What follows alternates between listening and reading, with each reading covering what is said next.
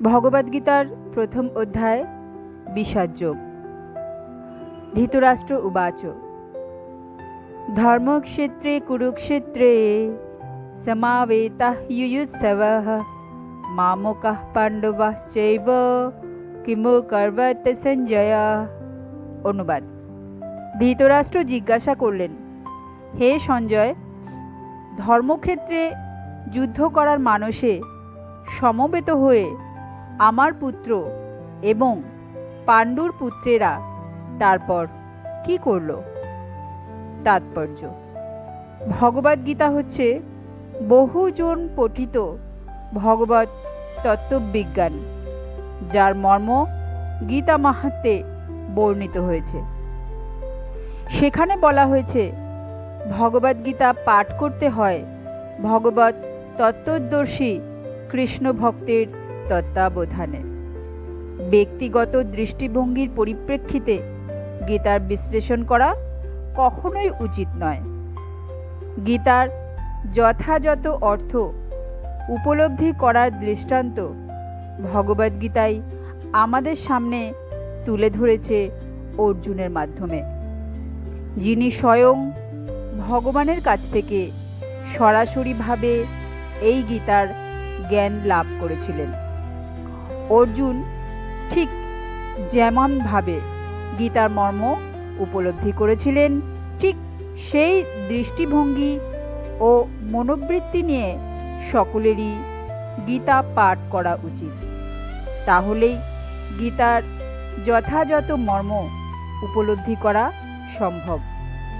সৌভাগ্যবশত যদি কেউ গুরু পরম্পরা সূত্রে ভগবদ্গীতার মন গড়া ব্যাখ্যা ব্যতীত যথাযথ অর্থ উপলব্ধি করতে পারেন, তবে তিনি সমস্ত বৈদিক জ্ঞান এবং পৃথিবীর সব রকমের শাস্ত্রজ্ঞান আয়ত্ত করতে সক্ষম হন।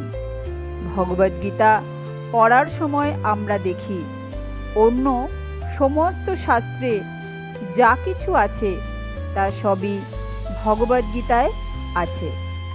উপরন্তু ভগবদ্গীতায় এমন অনেক তত্ত্ব আছে যা আর কোথাও নেই।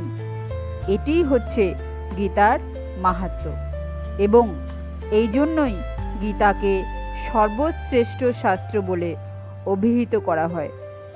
গীতা হচ্ছে পরম তত্ত্ব দর্শন, কারণ পরমেশ্বর ভগবান শ্রীকৃষ্ণ নিজে এই জ্ঞান দান করে গেছেন।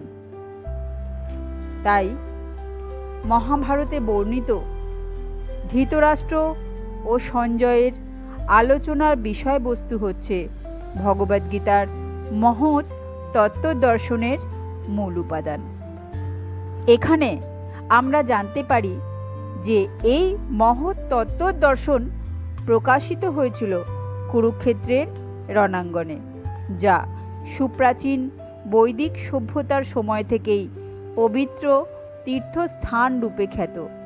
ভগবান যখন মানুষের উদ্ধারের জন্য এই পৃথিবীতে অবতরণ করেছিলেন, তখন এই পবিত্র তীর্থস্থানে তিনি নিজে পরম তত্ত্ব সম্বন্ধিত এই গীতা দান করেন। এই শ্লোকে ধর্মক্ষেত্র শব্দটি খুবই তাৎপর্যপূর্ণ, কারণ কুরুক্ষেত্রের যুদ্ধক্ষেত্রে ভগবান শ্রীকৃষ্ণ অর্জুন তথা পাণ্ডবদের পক্ষে ছিলেন। দুর্যোধন আদি কৌরবদের পিতা ধৃতরাষ্ট্র তার পুত্রদের বিজয় সম্ভাবনা সম্বন্ধে অত্যন্ত সন্দিগ্ধ হয়ে পড়েছিলেন। দ্বিধাগ্রস্ত চিত্তে তাই তিনি সঞ্জয়কে জিজ্ঞাসা করেছিলেন, আমার পুত্র ও পাণ্ডুর পুত্রেরা তারপর কি করল? তিনি নিশ্চিত ছিলেন যে তার পুত্র ও পাণ্ডুর পুত্রেরা যুদ্ধক্ষেত্রের বিস্তীর্ণ ভূমিতে যুদ্ধ করার জন্য সমবেত হয়েছিলেন, কিন্তু তবুও তার অনুসন্ধানটি ছিল তাৎপর্যপূর্ণ। তিনি চাননি যে কৌরব এবং পাণ্ডবদের মধ্যে কোনো আপোষ মীমাংসা হোক, কিন্তু তিনি চেয়েছিলেন যুদ্ধে তার পুত্রদের ভাগ্য সুনিশ্চিত হোক। তার কারণ হচ্ছে কুরুক্ষেত্রের পূর্ণ তীর্থে এই যুদ্ধের আয়োজন করা হয়েছিল।